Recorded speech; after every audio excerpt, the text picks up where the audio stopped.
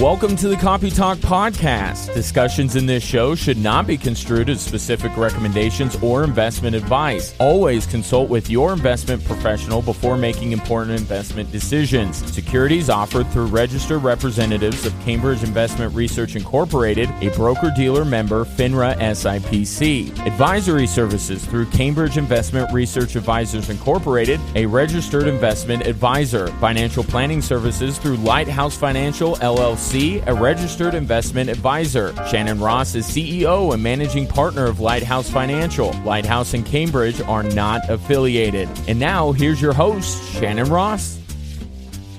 Well, happy week until Christmas, everyone. I'm so excited. Are you? I am. Good. I am. And honestly, which is a little different for me. I have had many years of being a Grinch and I really used to hate Christmas carols. You have never been a Grinch. My kids and husband. Now, your husband is off you. the rails, loves Christmas. Yes. He's November 1st. That's my. But this year, I'm actually, I'm coming on board. I feel like you're more in the Christmas spirit than I am. This year, yeah, maybe. I am. What's wrong with me? I don't know. I don't know what it is. I go to some kind of Christmas event for either work or maybe that's every day. So that's where you're. I'll be jolly I'll be jolly and 30 pounds heavier than you because of all these. all your scones events. You're eating these days. All my scones, all my sweets. I have a big. This week I have a big. Me and a couple friends are baking a lot of cookies for a cookie exchange. Excuse me? I haven't told you about this yet because I just found out. Why do you do this on the podcast? You're having a bunch of friends over to make cookies, well, and I'm you're not gonna invited. come. I just assume that you'd have no life outside of me, so I was going to tell you today. So forgot about December me. 18th. Come over. You forgot We're about making me. lots of cookies. You forgot about me. I did it. Saturday the 18th. I think I'm busy. Well, we are getting super close to Christmas. Yes, we are. Are you done shopping? Yes. We've talked about this. I am done. Yeah. The delivery people are not not done delivering to me, but I'm done shopping. So, and I don't know why I do this with wrapping. I feel like I leave wrapping until like the couple last days before, minute. and then I'm That's like, me. oh, Yes, the last minute. Crap.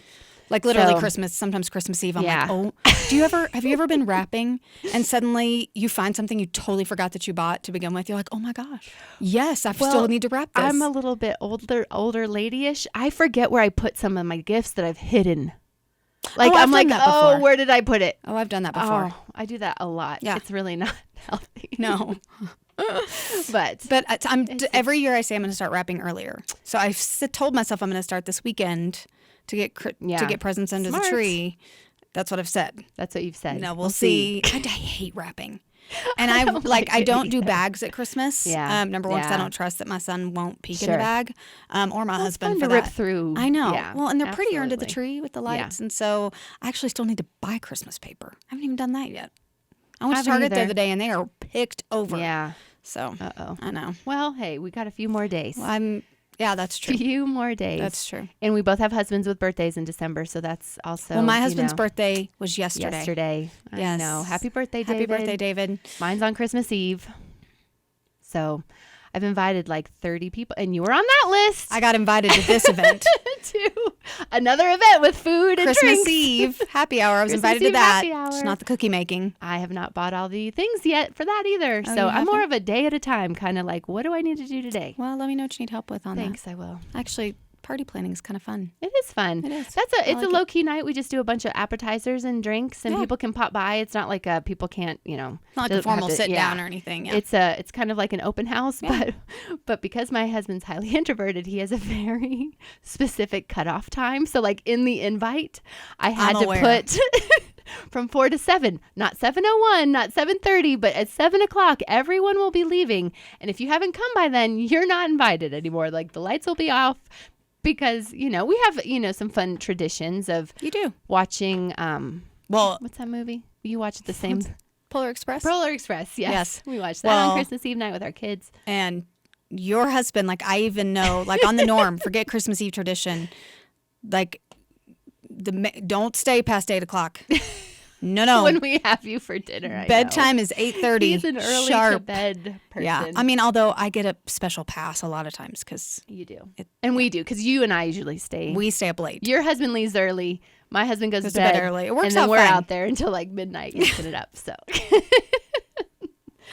So it's a fun time of year. We're the party animals. It is. And, I understand for those who aren't, it's, the holidays bring out some painful times too. Very. And I had a lot of years like that, which is why I think I hated Christmas carols for a long time, because they just represented loss and pain for me for a long time. I can understand that. That it took a while. There were triggers maybe. Yeah. Yeah. Because, music, and you're just always, reminiscing about the past in the holidays. So now what's your favorite Christmas carol?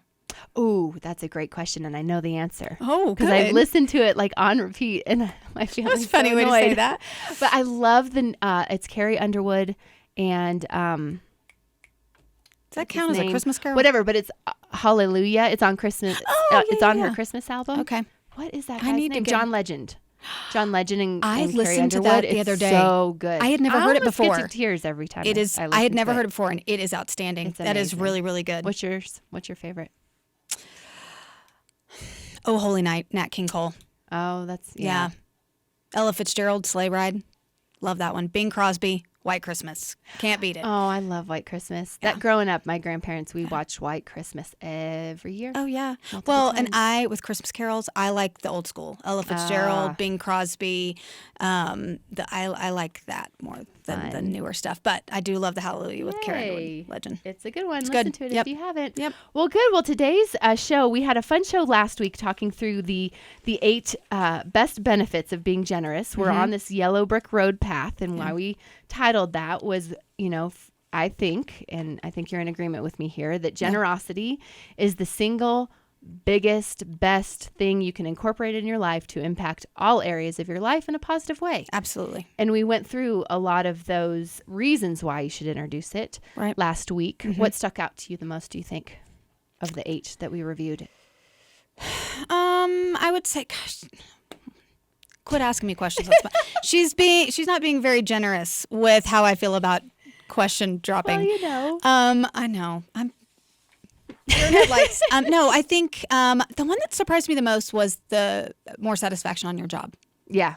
That one surprised me, Yes. just because, like we said, we consider that, not that you shouldn't be generous at your job, and you should be, but this article was specifically saying that you will find more satisfaction just in your career path by itself, the more generous you are. And I think maybe I've always just kind of what I'm passionate about, where I serve, that is outside of my job. Yeah. So I thought that one and stood out maybe the most. people look at, if you're generous and you have funds to donate, you have time to donate. Those are kind of features that can come from if you have some flexibility in your job. If your job pays you enough to have a little extra. Yeah.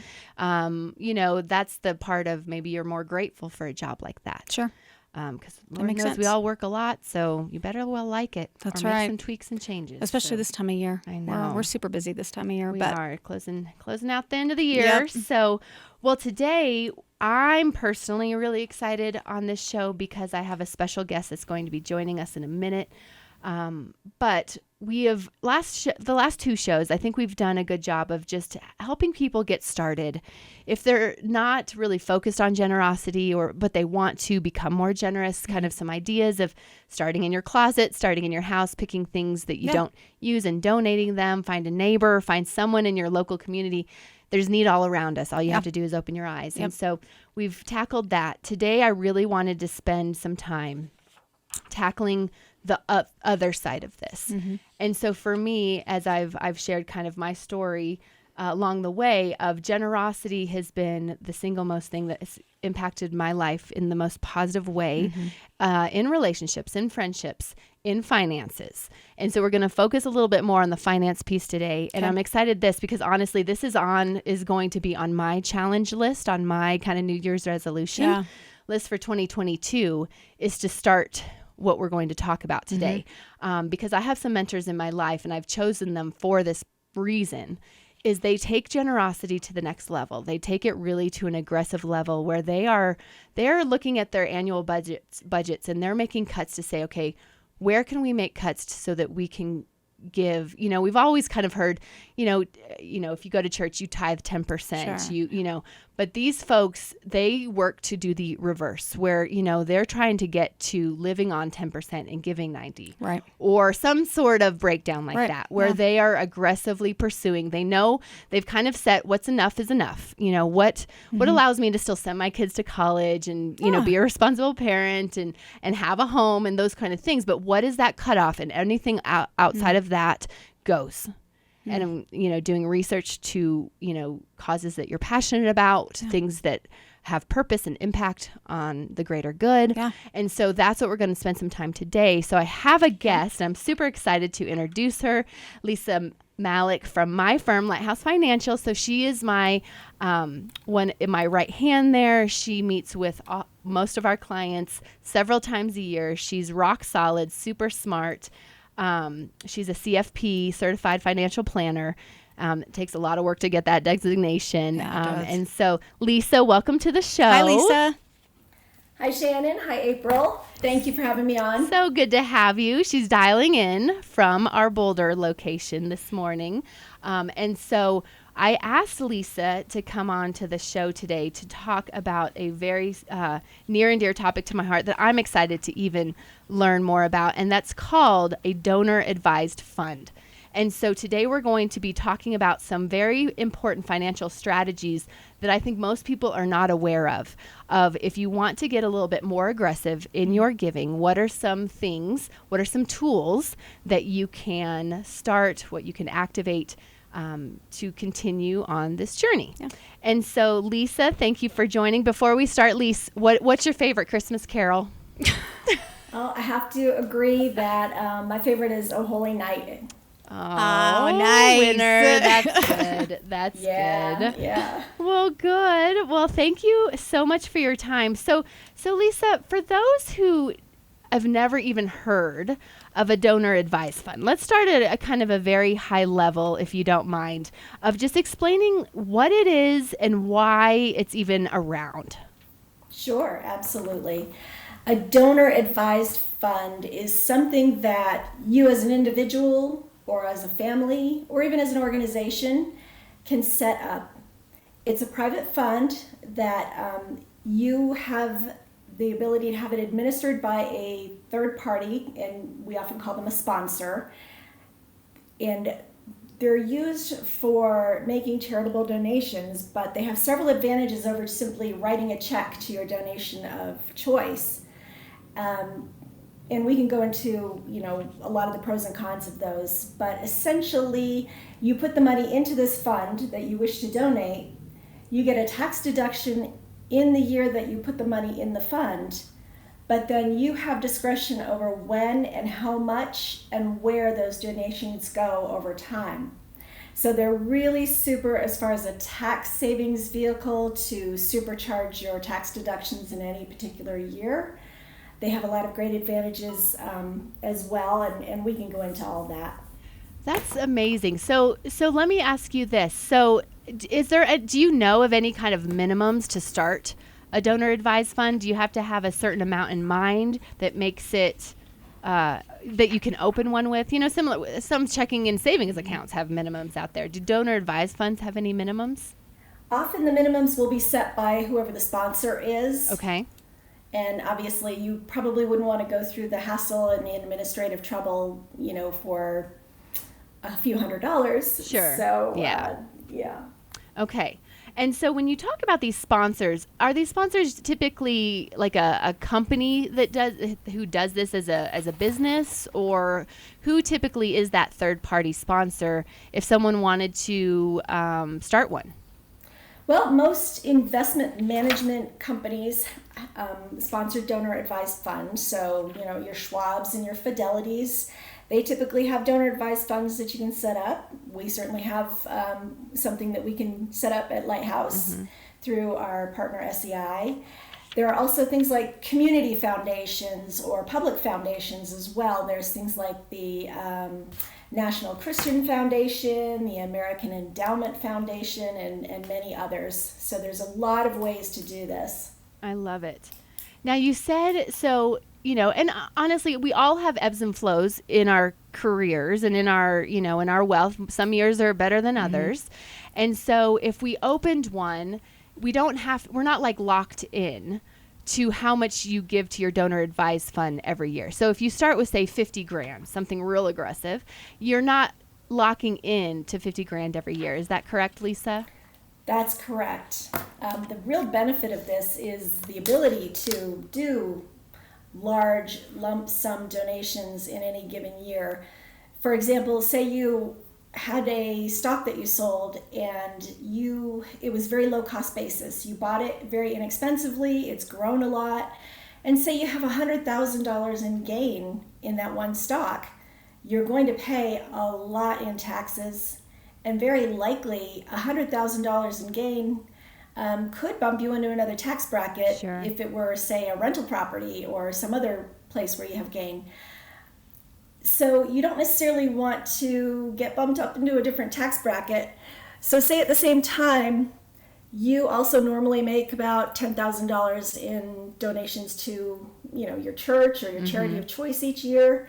So what you could do is put that $100,000 into this donor advised fund, and then you get the deduction for that $100,000 in that year. So you're avoiding that huge tax bill from that gain. And of course now you're saying, well, wait, but now I don't have that $100,000 that grew. But now over the next 10 plus years, you, instead of having to take $10,000 out of your pocket and give it to your charity of choice, you use the donor advised fund to make that donation, and you get to keep that money in your pocket every year. So, Lisa, I have a question.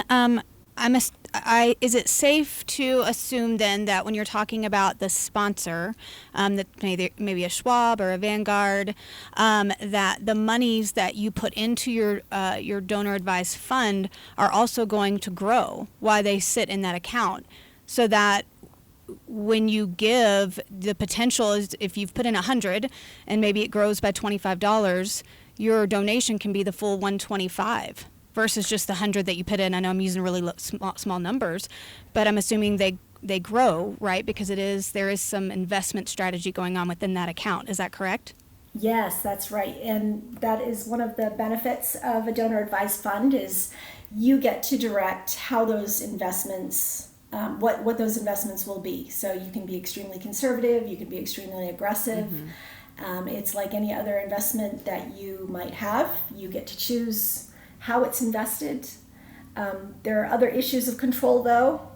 One of them is that the sponsor really gets to ultimately decide where those donations go. The way it works is you will make a recommendation, and as long as it fits within that sponsor's their what do I want to say? Maybe philosophy, or their philosophy, their guidelines. Yeah. Right. So if you were donating to the National Christian Foundation Donor Advised Fund, obviously your donations would have to align with their values. If you were donating to a community donor advised fund, it would need to be a community charity, and on and on. So you have absolute control over how it is invested, and you have control over where you direct those donations to go. But ultimately, the sponsor has final say in where those donations go. So when you're shopping for a sponsor, you really want to make sure from a ideology perspective that you have similar morals, similar beliefs, similar priorities, and I'm assuming that they have quite extensive paperwork that shows what that is for each one of them, so that you don't make a mistake. Yes, it's really important to do your research and pick the right sponsor. Now, what do you think, and again, just ballpark, but, to set one of these up, because I'm sure there's some kind of administrative cost, right, to set these up. What in terms of fees do you typically see? What does this cost to set up and to maintain one of these donor advised funds? Well, it can vary widely. And so again, it's really important to vet this carefully. Some can be far more expensive than others. And honestly, I really don't know if I can give you a good example. Well, and it's a wide range, and honestly, next week's show, we're also going to be talking about how to give wisely, because, helping can sometimes hurt. Sometimes you mean well and give to an organization, but their admin fees are, half of the money you donated, where you need to just be very mindful of what and who you're working through to make your money, travel further as you're generous in your financial donations. So I think, that's really wise. So some of the interview questions I'm hearing from you, Lisa, is, look at their philosophy, look at any restrictions they might have, and how you can make your recommendations of where your funds go. Look at the fees associated with that. Are there any other things that you can think of, Lisa, that you just want to make sure, that we're all mindful of just kind of creating this kind of checklist, if you will, absolutely, of questions to get answered? Yeah, some of the big advantages, well, we talked about the tax deductibility, and it's a really great benefit to be able to, as a CPA might say, bunch your deductions into a single year. Mm-hmm.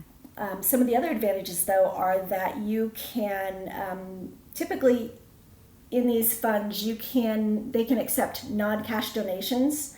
So if your charity can only accept cash, but you want to donate appreciated stock, you want to donate Bitcoin, you want to donate your interest in a partnership, all kinds of things like that, you can actually put those into a donor advised fund. Okay, good to know. So a couple of other things. Yes. There is no deadline for the giving. You put the money in, and then you have as much time as you want to decide where those donations go. Okay. Even after death, what you can do after the owner has passed, you can either then choose to distribute everything, or this can become a legacy item where you assign a new owner to control this donor advised fund. So this can become a family legacy item. That's awesome. And a way to really teach your children about giving. I have a client where every year they get together with their adult children and decide where they're going to spend these funds in the donor advised fund. That's amazing. It's almost like creating your own foundation of sorts. Yeah, we talked about that. Yes, and much less complicated. Yes, and probably less costly as well. Yeah. And I think one of the biggest advantages that ties in with what you were saying about anonymity. Some people really like to give, and they don't like to, as they say, let the left hand know what the right hand is doing. Right. And so this allows you to give anonymously, because the donation is received from the donor advised fund, and the charity doesn't know who gave it. Oh, that's as wonderful. far as the person. Okay. And the added benefit of that is you don't then start receiving monthly solicitations for more donations from that charity. Oh my goodness. I think I did that once for my college. I gave one small donation, and they made me kind of regret it for 10 years after that. Yes. It was a little crazy. So you feel like they're spending all of your donation on sending you mailings to ask you for on stamps and envelopes. Yeah. Yes. No doubt.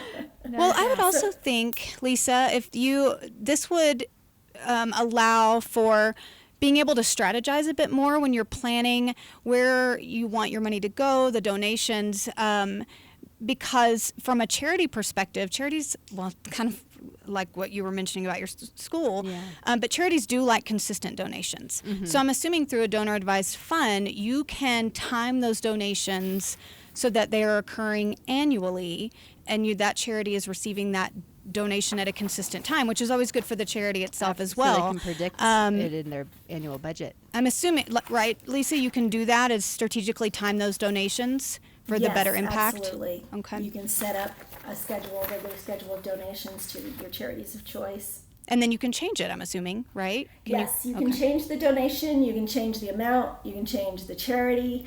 The one thing that is irreversible is once that money is in the donor advised fund, it no longer belongs to you, and that is irreversible. Okay. So once it's in there, though, I mean, and again, as you spoke to earlier, making sure you do your research, is it because it's no longer your money? I mean, once it's there, it's in the hands of that Schwab or Vanguard or what have you. Is there when someone's doing their research on a donor advised fund and looking at companies, Lisa, what questions should they be asking that company as far as, I know there's limited control, but what kind of control they will have to ensure that their monies are going towards the charities of their choice, and the investments that they belong in? Yes, one of the biggest things you can do is ask them for a list of approved charities. Okay. First and foremost, they always need to be 501c3 tax qualified charities. Uncle Milton Secondly, cannot they ask need you to- for a donation from your donor. Uncle Milton. Yeah. you Sorry, you Uncle can't Milt. send it to your cousin Judy. Okay. Yeah. But each donor advised fund sponsor may have their own set of criteria, limitations, minimum amounts, all those types of things. So you certainly want to really make sure you understand what you can and cannot do with your sponsor of choice. Right. I love that. This I mean, is really- it's just neat because, if you don't do it a donor advised fund, it's not that you can't give. You can give, but you're restricted in that 12 months.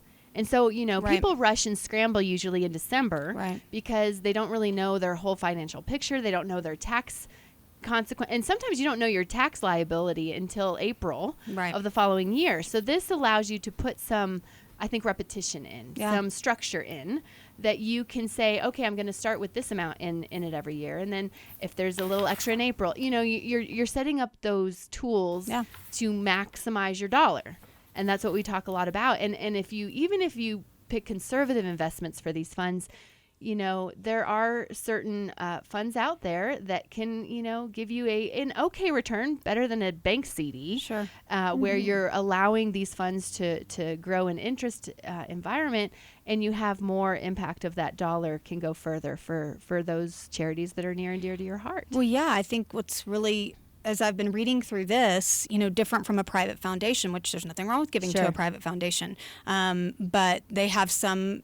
There are some restrictions on donor advised funds that I've read about that may not be on a private foundation. Like, it doesn't have to be a 501c3. But with a private foundation, and you guys keep me honest with what I've read, you can only give a certain percentage of your AGI, right? Depending upon where you're giving. Right. Whether it's 20% or correct? But when That's in a right. donor advised fund, you're not having to pay attention to that AGI at all, are you? Well, no, there is a limitation with donor advised funds. You can give up to 60% of Okay. your adjusted gross income for cash donations. Okay. And for non-cash, I believe it's only about 30%. Okay, so 30 But non-cash. that is of Okay. your total income. And we don't have too many people out there donating more than 30 to 60% of Gotta their have income goals. every year. Yeah. Hey, yeah. Goals, for sure. You for know, sure. but I love, and what I love is this feels so doable for like any one of us, like those of us, who want to make this a serious pillar in the now and in the legacy. And I had a fun story, and I won't name who this is, but I'm very passionate about generosity and giving, and I like to challenge people there because, I challenge people there, and they see fruit pretty soon after they start giving. And I think you're activating the supernatural. You're activating the Lord's blessing. I mean, there's a lot of scriptures about giving in the Bible. And so, I had a close family member who's younger, who is still, kind of developing who she wants to become as she gets into adulthood. And so we had this conversation over the summer of tithing and that concept of giving, and it looks scary, and it feels like a lot of money. It feels like a sacrifice. And so, I was just like, hey, just try it. Like, test me in this, like test these, these proverbs, and they will ring true. And so she did, and she was faithful kind of month after month. And she called me the other day, and it was amazing to listen to her. I think, she had given a certain percentage of her income that was challenging for her for 5-6 months. And then she got this call from work saying, hey, we were just looking through just everyone's employment and everyone's salary, and we just wanted to make an adjustment. We've never done this before, but making a significant adjustment of where your salary is. That's like, just out of the awesome. blue. She actually thought it was a mistake because of the percentage that she got. She's like, and even when she discussed it with her manager, because this was an HR conversation, her direct Sure. manager was Yeah. even like, oh, I've never even heard of that. And it was just such That's a fun, so cool. Again, we don't give to get, Right. but those kind of, reaping and sowing. And she took this challenge, and it was a sacrifice for her, and it was scary. And then it came back to her like fourfold. Well, now she has opportunity And to now give she's more. doing, yes. Yeah. And now she is, because she's building these disciplines and seeing the fruit from it. Yeah. And really, again, putting it to the test. And seeing that fruit. So it's really fun to watch others take that leap of faith, because it's a scary leap of faith. Sure. I completely understand. Yeah. And as the dollar amounts increase, it's still a leap of faith. But psychologically, it helps, again, allow, no matter what wealth you ever build, it allows it to never own you. It allows you to always feel like you own it, and it's loosely held. Yeah. And, Absolutely. because money can certainly damage a life, damage a soul, damage a family. And we've all seen that either in our immediate or extended family. Yeah. Money can be very tricky. And so these are ways to kind of just Continue to be the river, not the reservoir. That's right. Yeah. I love this. So, Lisa, thank you so much. This is super important, super valuable. Yeah. I will be doing this. Can I ask one more quick question, Lisa? Absolutely. So, because I want our listeners just to have, I love what Lisa said earlier, and there are pros and cons to everything. Yes. One of the pros I could see in this is just being able to streamline your giving. I think it would be an advantage. But Lisa, I'm assuming that if it can grow within this sponsor, right, with various investments, that also if there's a market downturn, that you could also, there are some risks there, right, because you could also lose some of your value, maybe especially even during like some inflation like we're seeing right now. So can you speak to that real quickly? Is that accurate? Yes, absolutely. That's accurate. It's like any other investment account. It will go up and down with whatever you're invested in. And the way to look at it, I guess, is you get the deduction for what you put in initially, and what happens afterward is outside of your outside of tax consequences for you. But obviously, growth is what you're going for, so you can give more and continue to be generous. And there's a lot of options. So, there's definitely conservative options, probably so much that you can choose a money market account in some of these so that your risk is pretty much nil. Sure. Yeah. And maybe you do half and half. Maybe you do half in that and half in, in some that has the potential to multiply itself. There's multiple ways to look at it. And one of the benefits too is you can, if you are if there is a downturn and the value of your account is down, then you have the flexibility to let it sit for a while, let it recover. Nice. So it can sit there. Do they have any restrictions on how long the money can sit there? Not typically. Okay. Some sponsors may have their own restrictions, but there are no laws requiring it to be distributed in any amounts or in any time frame. Well, and another benefit with this, right? This doesn't require any tax filings right?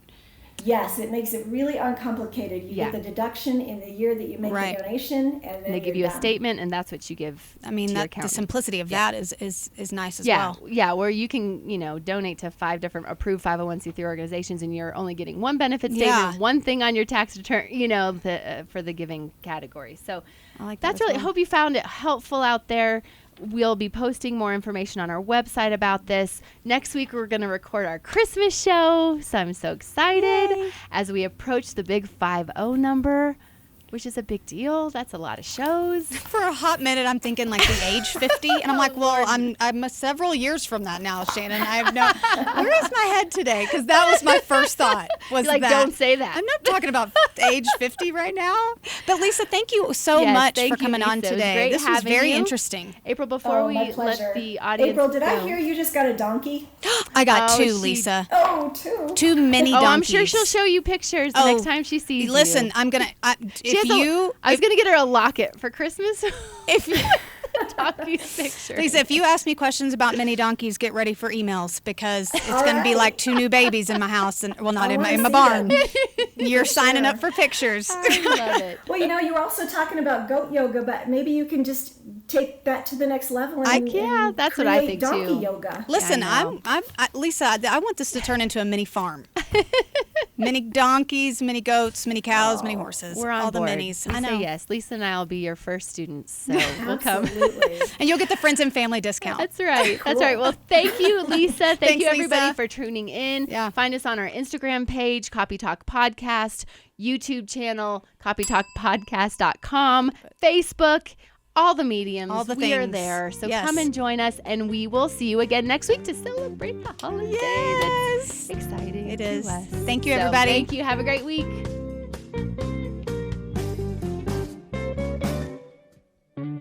Discussions in this show should not be construed as specific recommendations or investment advice. Always consult with your investment professional before making important investment decisions. Securities offered through registered representatives of Cambridge Investment Research Incorporated, a broker-dealer member FINRA SIPC. Advisory services through Cambridge Investment Research Advisors Incorporated, a registered investment advisor. Financial planning services through Lighthouse Financial LLC, a registered investment advisor. Shannon Ross is CEO and managing partner of Lighthouse Financial. Lighthouse and Cambridge are not affiliated.